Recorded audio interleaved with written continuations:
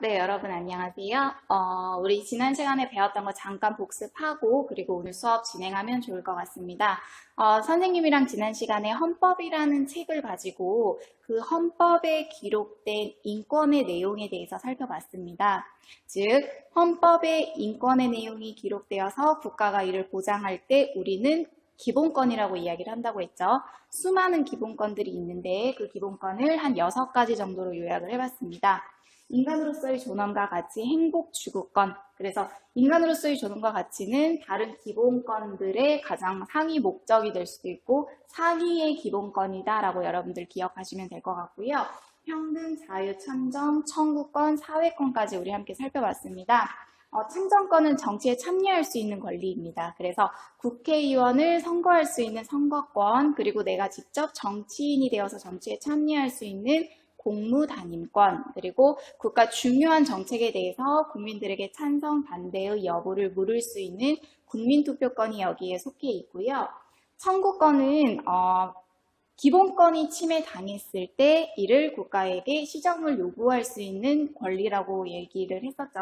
그래서 국가를 상대로 만약에 기본권 침해를 입었을 때 국가배상 청구권을 청구할 수 있고요. 그리고 타인으로부터 기본권 침해를 받았을 때는 재판 청구권 등등이 있었죠. 자, 사회권은 사회적 약자를 위한 권리라고 여러분들 간단하게 생각하시면 될 것 같아요. 그래서 사회적 약자들이 최소한 인간다운 생활을 할 수 있도록 국가에게 요구할 수 있는 적극적인 권리라고 보시면 됩니다. 그래서 여기에는 최소한 인간다운 생활을 하기 위해서 교육받을 권리, 근로의 권리, 쾌적한 환경에서 살 수 있을 권리 등등이 포함되어 있습니다. 그래서 우리 6가지 기본권에 대해서 지난 시간 살펴보았는데요. 선생님에게 자유권 있어요. 여러분들에게도 자유권이 있죠. 충분히 누리고 보장받아야 하지만 만약에 무제한적으로 모든 사람들에게 모든 자유를 행사할 수 있도록 허락이 된다면 과연 이 사회는 어떻게 될까요? 엄청나게 혼돈과 무질서가 만연하는 사회가 될 것 같아요. 그래서 우리나라 법에는 국민의 기본권을 제한할 수 있는 그러한 법이 헌법에 존재를 합니다. 그 법이 바로 헌법 제37조 2항 이 법인데요. 여러분들 교과서 16페이지 함께 보면서 선생님 설명 들으면 좋을 것 같습니다. 자, 헌법 제37조 2항 선생님이 먼저 읽어볼게요. 국민의 모든 자유와 권리는 이것을 위하여 필요한 경우에 법률로서 제한할 수 있다. 그러나 제한하는 경우에도 자유와 권리의 본질적인 내용은 침해해서는 안 된다라고 나와 있습니다. 자, 여기서 국민의 모든 자유와 권리.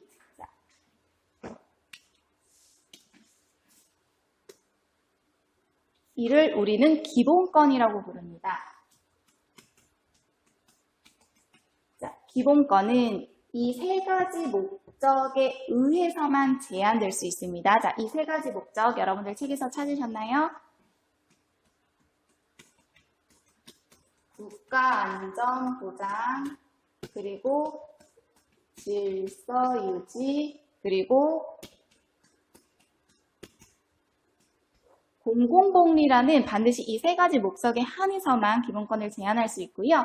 제한하는 경우에도 단지 대통령의 명령 또는 양청구청장의 명령으로만 이 기본권 제한 절대 불가능합니다.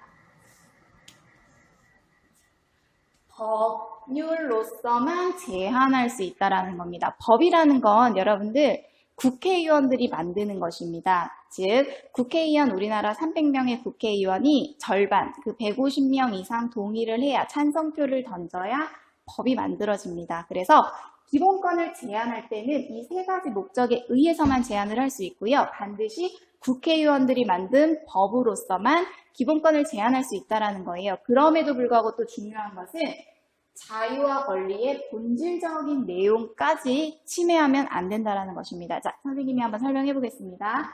국가안전보장이라는 건 외부 위협으로부터 국가를 보호하는 일입니다. 그래서 자, 국가안전보장에 가장 많이 드는 예가 우리나라가 긴급한 상황일 때, 즉 전쟁과 같은 긴급한 상황일 때 우리나라 대통령은 비상계엄령이라는 것을 선포할 수가 있어요. 자, 계엄령이 선포가 되면 국민의 신체적 자유, 뭐 집회 결사의 자유 등등 모든 많은 자유권들이 침해를 당하게 돼요.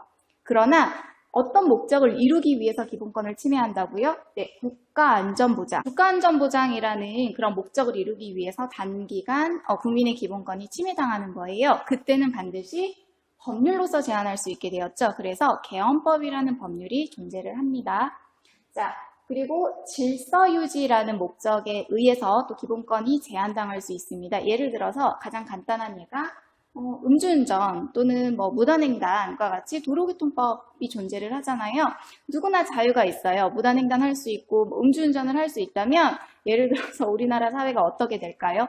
엉망진창이 되겠죠. 그래서 도로교통법과 관련한 법률을 제정함으로써 개인의 그런 자유를 질서유지라는 목적에 의해서 제한을 하는 겁니다. 자, 공공복리라는 건 과연 뭘까요? 개인의 이익이 아닌 사회 전체의 이익을 우리는 공공복리라고 이야기를 합니다. 그래서 공공복리 때문에 제한받는 기본권의 대표적인 예가 바로 그린벨트가 있습니다. 여러분들 그린벨트라고 많이 들어보셨나요?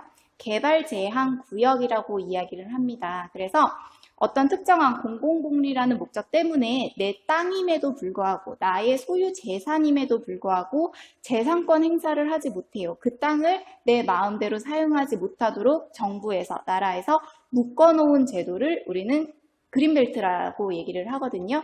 네, 그래서 개인의 땅의 소유권을 제한하면서 묶어두면서 개발을 하지 못하도록 묶어두면서까지 실현되어야 하는 공공복리는 바로 환경보전이라는 것입니다. 그래서 무분별하게 개발을 하게 되면 환경이 오염이 되어서 우리 후세대의 친구들이 깨끗한 환경에서 살아갈 수 없게 되죠. 그래서 어느 정도 개발을 제한할 수 있는 그린벨트를 만들어서 개인의 이익보다는 사회 전체의 공공의 이익을 실현하기 위해서 그러한 제도를 이제 두는 겁니다. 그래서 국가안전보장, 질서유지, 공공복리 등으로 기본권이 제한될 수 있다. 그러나 법률로서 반드시 법을 만들어서 제한을 해야 되고요. 제한하는 경우에도 자유와 권리의 본질적인 내용까지는 침해하면 안 된다라는 거. 그래서 네, 이렇게 해서 우리 헌법 제37조 2항에서 기본권이 어떻게 제한되는지에 대해서 선생님이랑 같이 함께 살펴보았습니다. 네, 이제 선생님이랑 교과서 17페이지 인권 침해와 구제라는 단원 같이 한번 살펴보도록 하겠습니다. 지금까지는 인권 그리고 헌법에 기록된 기본권 살펴봤고요. 그리고 기본권을 제한할 때는 반드시 세 가지 목적, 국가안전보장, 질서유지, 공공복리라는 목적에 의해서만 제한할 수 있고 반드시 법을 만들어서 제한을 해야 된다라는 것들을 함께 공부를 했습니다. 그럼에도 불구하고 우리 사회에서는 아직까지 인권 침해 현상이 참 많이 발생하는 것 같아요. 그래서 선생님이랑 함께 이번 시간에는 인권 침해를 당했을 때 어떻게 구제를 받을 수 있는지, 어떻게 해결할 수 있는지에 대해서 같이 살펴보면 좋을 것 같습니다. 자, 인권 침해.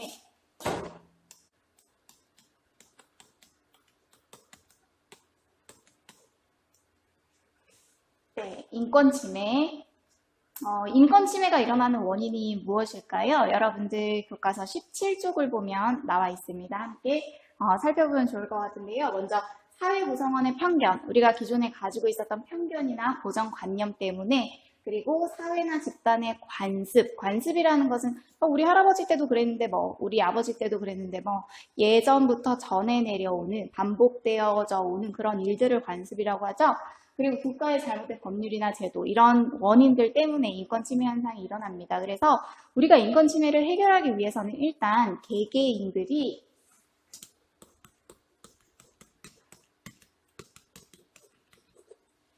인권에 대한 감수성을 높이는 일이 매우 중요하다고 생각을 합니다. 인권 감수성이라는 것은 인권에 대한 소중함을 알고 그리고 내 인권이 중요하듯 다른 사람의 인권도 중요하다는 사실을 인식을 해야겠죠. 그리고 인권 침해에 대해서 굉장히 민감하게 반응하는 그런 것을 우리는 인권 감수성이라고 이야기를 합니다. 그래서 국민 개개인들의 인권 감수성이 높아진다면 이 인권 침해 현상이 많이 줄어들겠죠. 그래서 실제 지금부터는 교과서 17쪽을 보면서 실제 인권 침해가 어떻게 일어나고 있는지 그리고 또 어떻게 개선이 되었는지 사례를 중심으로 같이 살펴보면 좋을 것 같습니다. 여러분들 17쪽 밑에 사례, 첫 번째 사례부터 생명을 읽어볼게요. 자격시험 결과를 발표할 때 수험번호와 이름을 함께 공개한다. 자, 이렇게 되었을 때 어떤 현상이 발생할까요? 그죠? 나는 내 정보를 타인에게 알리고 싶지 않음에도 불구하고 이름이 함께 공개가 된다면 나의 합격이나 불합격 여부를 내가 알지 못하는 제3자가 에게 알려지는 그런 현상이 발생하겠죠. 그래서 이거 시정이 되었습니다. 어떤 식으로 시정이 되었냐면 특정인이 알 수 없도록 개인의 이름 이거 공개하지 않도록 이렇게 인권 침해 사례를 시정하였습니다. 자, 두 번째. 장애인의 상대어로 일반인이라는 표현을 많이 쓴다고 해요. 여러분, 장애인의 상대어는 일반인이 아니죠. 비장애인이죠. 그래서 지금 이러한 사례로 장애인들의 인권 침해 현상이 발생이 되어서 캠페인이나 홍보 활동 등을 통해서 이러한 용어를 바꿔 쓰도록 많이 권고를 하고 있습니다. 자, 세 번째. 예체능계는 대학생 성적 우수 국가 장학금에 지원할 수가 없다라는 것은 예체능계 학생들에 대한 차별행위죠. 그죠? 평등권 침해죠. 그래서 이것도 교육부의 권고가 되어서 시정이 되었습니다. 현재는 예체능계 대학생 성적 우수 장학금 가능합니다. 자, 네 번째. 한 방송에서 우리나라에서 활동하는 외국인 연예인이 자전거를 타다 지쳐있는 모습을 보고 땡땡 국가 왕자에서 외국인 노동자라고 표현을 하였다라고 해요. 이건 외국인 노동자에 대한 약간 비하적인 발언이겠죠. 그래서 이 광고 중지가 되고 이러한 표현을 할 수 없게끔 시정 권고 조치가 내려졌다고 합니다. 자, 5번. 많은 교과서에서 집안일을 하는 사람을 대부분 여성으로 표현하고 있다. 이 부분도 그죠? 성 역할에 대한 고정관념이나 편견 에서 비롯된 인권 침해라고 할 수 있죠. 그래서 이런 표현이 교과서에 반영되지 않도록 교육부에서 개선을 하고 있다고 합니다. 그래서 이런 실제 여러분들 일상생활 속에서 인권 침해 사례들이 충분히 발생할 수 있다는 거 여러분들 기억을 하시면 될 것 같고요. 자, 넘어가서 18페이지. 다양한 인권 침해 사례를 분석해보자, 해보자라는 단원 같이 한번 읽어보도록 하겠습니다. 자, 갑은 땡땡에 있는 조상들의 땅이 신도시 개발 지역에 포함되면서 집안이 보상금을 받게 되었다는 소식을 들었대요. 그런데 집안 어른들이 결론적으로 얘기하면 여성들에게는 그 토지 보상금을 나눠주지 않고 18세 이상 남성들에게만 그 보상금을 나눠줬다라고 해요. 밑으로 가서 활동 1번 침해된 인권을 찾아보자. 자, 가에서 침해된 인권은 뭘까요? 그죠? 남성에 비해서 성별로 인해서 차별을 받는 거죠. 평등권이 침해가 되었죠. 을은 인터넷에서 우리 사회의 정치, 경제, 사회, 문화에 관한 다양한 정보를 얻고 있습니다. 또 직접 인터넷에 글을 쓰거나 다른 사람의 기사나 글에 댓글을 달아 의견을 표현하기도 했어요. 어느 날 을은 평소처럼 인터넷 게시판에 글을 쓰려다가 해당 게시판에서 인터넷 실명제를 시행한다는 것을 알게 되었어요. 그래서 그 이후에 자유롭게 자신의 의견을 적는 것에 대해서 망설여졌다고 합니다. 실제 우리나라 인터넷 실명제 실시가 되었습니다. 그래서 개인의 정보를 밝히고 댓글을 쓸 수 있도록 그러한 법이 만들어졌었는데 이것이 인터넷 실명제가 헌법의 기본권을 침해한다라고 해서 실제 이 제도가 없어졌습니다. 실제 헌법재판소에서 위헌 판결이 나서 헌법의 위배가 되는 제도다라고 해서 인터넷 실명제라는 제도가 없어졌어요. 어떤 기본권을 침해했나요? 그죠? 표현의 자유를 침해한다라고 해서 실제 인터넷 실명제 없어졌습니다. 그래서 활동 1번 나는 자유권, 즉 표현의 자유를 침해하는 그런 사례다라고 여러분들 생각하시면 되고요. 병은 교통질서 지도 요원인 교통도우미에 지원을 했습니다. 그러나 나이가 많다는 이유로 탈락을 하셨대요. 왜냐하면 도우미의 지원 자격을 55세에서 65세로 제한을 했기 때문입니다. 이거 역시도 여러분들 나이에 의해서 차별당하는 행위죠. 그래서 평등권의 위배가 되는 사례입니다. 이런 식으로 일상생활 속에서 여러분들이 알지 못하는 사이에 인권 침해 사례가 대다수 많이 발생할 수 있다는 것입니다. 그래서 오늘 19쪽 여러분들 실제 인권이 침해됐을 때 어떻게 도움을 받을 수 있는지에 대해서 한번 살펴보도록 하겠습니다. 자, 네, 이제 인권 침해 당했을 때 해결할 수 있는 여러 가지 방법들이 있어요. 여러분들 교과서 19페이지, 20페이지에 나와 있는 내용들 보면서 선생님 따라오시면 될 것 같습니다. 자, 먼저 타인으로부터 다른 사람으로부터 인권 침해를 당했을 때, 자, 과연 어디로 가면 될까요?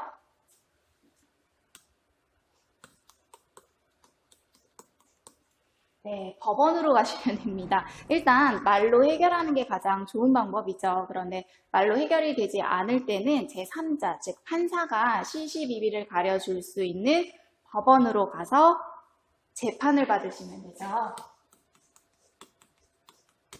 이 재판을 통해서 분쟁이 해결이 되고 또 인권 침해가 또 해결이 되는 경우가 있습니다.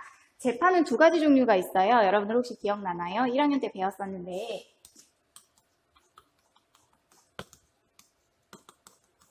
민사재판과 형사재판이 있습니다. 자, 민사재판은 타인으로부터 기본권을 침해당했어요. 그런데 어떤 금전적인 그런 손해가 발생했어요.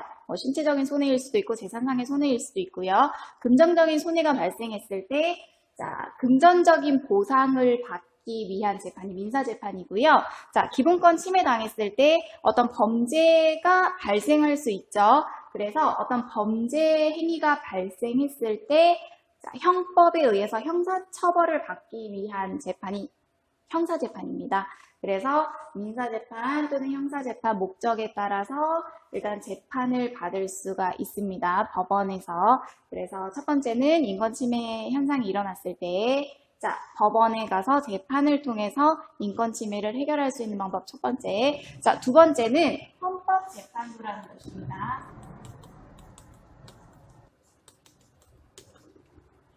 헌법재판소라는 곳인데 이 헌법재판소라는 곳은 헌법을 다루는 곳이에요.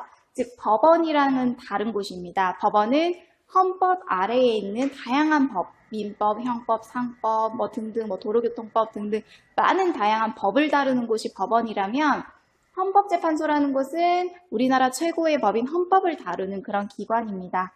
자, 헌법재판소에 가서 여러분들이 기본권 침해를 구제받기 위해서 할 수 있는 심판이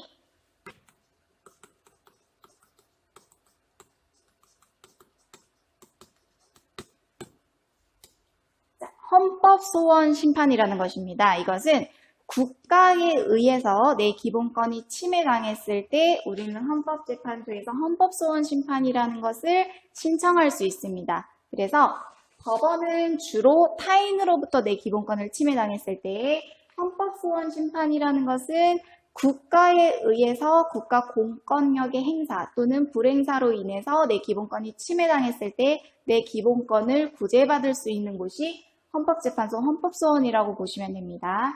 자, 그리고 세 번째, 우리가 가장 많이 그리고 가장 친근하게 그렇게 인권 침해 현상을 해결해 주는 곳 세 번째.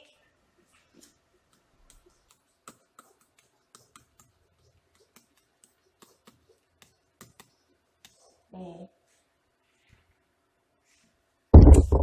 지우겠습니다.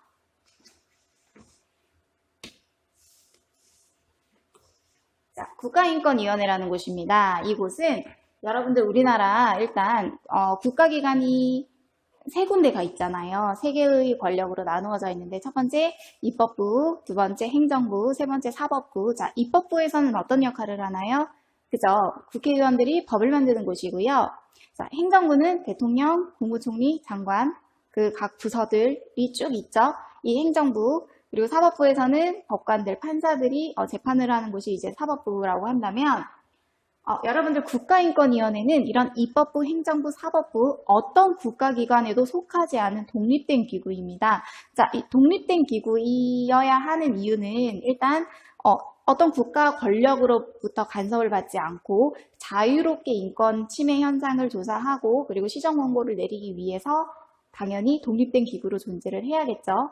그래서 국가인권위원회 아마 가장 친근할 거예요. 그리고 법원, 헌법재판소 너무 절차도 번거롭고 시간도 오래 걸린다면 우리가 가장 인권 침해가 발생했을 때 가장 먼저 찾을 수 있는 기관이라고 생각을 하면 되고요. 아까 선생님이랑 교과서에서 사례 되게 많이 살펴봤는데 많이 시정이 되었다라고 했죠. 그게 바로 국가인권위원회에서 모두 시정 권고를 내려서 결국 시정이 된 사례들이라고 생각하시면 돼요. 그래서 아까 전에 예체능계 학생들이 국가장학금을 받을 수 없도록 규정해 놓은 것들에 대해서 국가인권위원회에서 교육부에다가 시정 권고를 내립니다. 그래서 국가인권위원회는 직접 그것을 법이나 제도를 고칠 수 있는 권한은 없어요. 단지 그 인권 침해를 시킨 그 국가기관에다가 이렇게 해서 인권 침해가 발생했으니까 시정해 주세요 라고 요청은 할 수 있는 기관입니다. 그래서 보통 국가인권위원회에서 인권 침해 현상을 조사해서 그것을 이렇게 시정해 주세요 라고 요청을 하면 대부분 국가기관에서 그러한 권고를 잘 받아들이죠. 그래서 아까 전에 나온 사례들 또 뭐가 있었죠? 교과서에 집안일을 하는 사람들이 여성이다 라는 식으로 표현이 많이 되어 있었던 것들도 국가인권위원회에서도 교육부에 권고 조치를 해서 그런 표현들이 많이 수정이 된 것들. 그래서 국가인권위원회 되게 중요한 기관이고요. 여러분들 다 인권 침해 현상이 발생했다라고 했을 때 법원 헌법재판소보다는 국가인권위원회에 가서 전화로 또는 선생님이 조금 이따가 보여드릴게요. 인터넷으로 접수를 하시면 돼요. 이런 침해로 인해서 어떤 기본권이 침해당했다라고 접수를 하시면 이 기관에서 조사를 해서 시정 권고를 아마 내릴 거예요. 그래서 여러분들 지금 생각난 것도 있는데 여러분들 혹시 크레파스에 옛날에 살색이라는 그런 색깔이 있었는데 지금은 살색이라고 표현하지 않고 살구색이라고 표현하죠. 그것도 국가인권위원회가 시정조치 명령을 내려서 행해진 그런 조치라고 여러분들 생각하시면 됩니다. 참 많은 일을 하고 있습니다. 그리고 네 번째로 국민권익위원회라는 곳이 있습니다.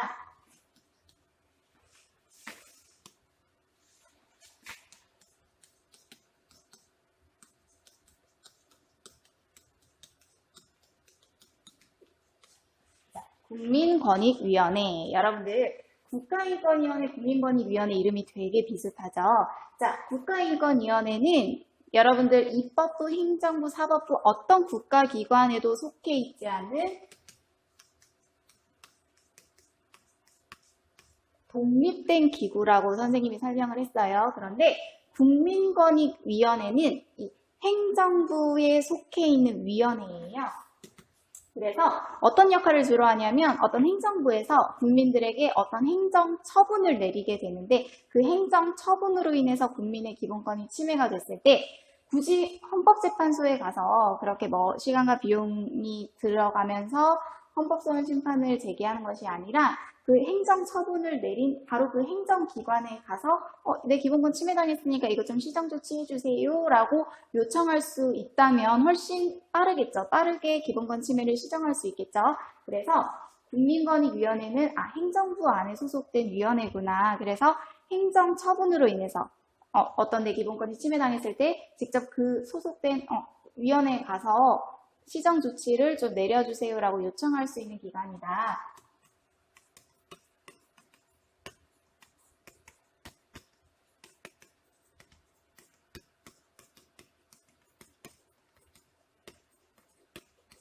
그래서 행정처분에 대한 인권 침해를 구제할 수 있는 기관이 바로 국민권익위원회다. 자, 여러분들 헌법재판소의 헌법소원 심판도 국가의 공권력에 대한 기본권 침해를 시정해주는 기관이죠.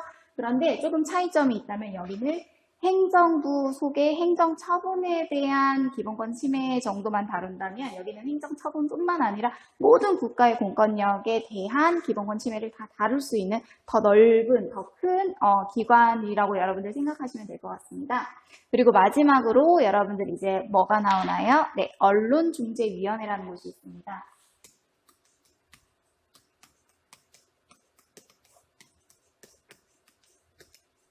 네.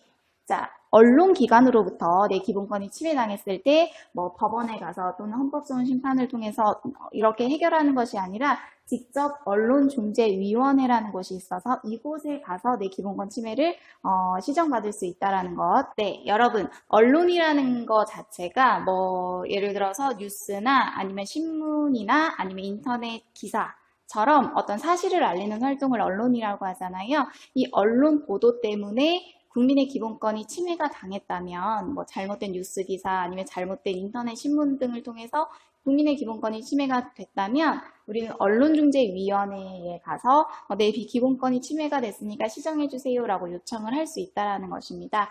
그래서 오늘 인권 침해가 현상이 발생했을 때 우리 다양한 기관을 선생님이 소개를 해줬고 이 기관에서 인권 침해를 해결할 수 있다는 거 여러분들 기억하시면 되고요. 이 중 선생님이 가장 중요하게 생각하는 기관은 국가인권위원회라는 곳입니다. 실제 많은 일을 하고 있고요. 그리고 여러분들이 인권 침해 당했을 때 가장 친근하게 그리고 가장 가까이서 해결할 수 있는 그 위원회라고 생각을 하거든요. 그래서 실제 국가인권위원회에 어떻게 진정 접수를 하는지 선생님이랑 인터넷을 통해서 같이 살펴보면 좋을 것 같습니다. 네, 여러분 선생님이 직접 국가인권위원회 진정을 접수하는 방법을 같이 한번 살펴보고자 하는데요. 네이버에다가 국가인권위원회 이렇게 쳐서 들어가면 되겠죠. 자, 들어가면 상담 진정 민원이라고 되어 있습니다.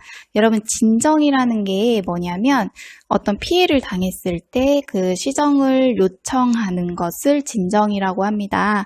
자, 그래서 진정 제도를 한번 들어가 보면 자, 이용 대상, 인권을 침해당하거나 차별행위를 당한 경우에 자, 진정 접수할 수 있고요. 전화, 우편 방문, 팩스, 뭐 홈페이지, 메일을 통해서도 접수할 수 있습니다. 그래서 선생님이랑 한번 진정 접수를 해보도록 하겠습니다. 자, 먼저 진정인 정보, 즉 피해를 당한 사람의 정보를 입력을 해주면 됩니다. 개인, 내국인, 진정인 이름,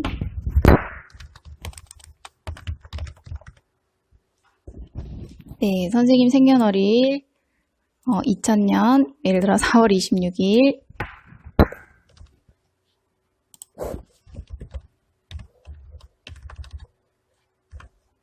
네, 이렇게 휴대전화를 적고요. 개인정보를 상세하게 입력하게 되어 있습니다.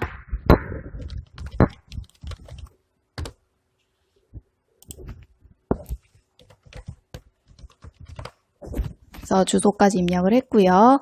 뭐 연락처, 팩스, 여기 전화번호 입력했으니까 메일까지 하면 될 것 같고요. 다음으로 넘어가면 피해자 정보를 입력하세요. 이거는 국가인권위원회에 진정을 신청할 수 있는 사람은 제3자도 가능해요. 왜냐하면 뭐 노인이나 어린아이 같은 경우 인권 침해를 당했을지라도 이렇게 인터넷 사용 방법을 모르거나 이런 것들에 대해서 모르면 신청을 못하기 때문에 제3자도 신청 가능합니다. 근데 저는 피해자 정보와 진정인 정보가 동일합니다로 한번 신청해 보겠습니다. 이렇게 해서 다음 자 그러면 피진정인 정보, 피진정인은 선생님이 진정을 신청하는 그 대상이 되는 사람, 즉 어떻게 보면 차별 행위를 한 사람, 인권 침해를 가한 사람이라고 보면 됩니다.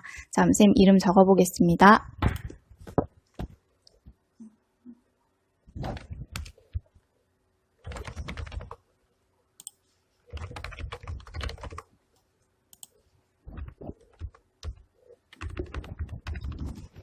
네, 선생님이 세원이를 좋아해서 세원이의 이름을 적었습니다.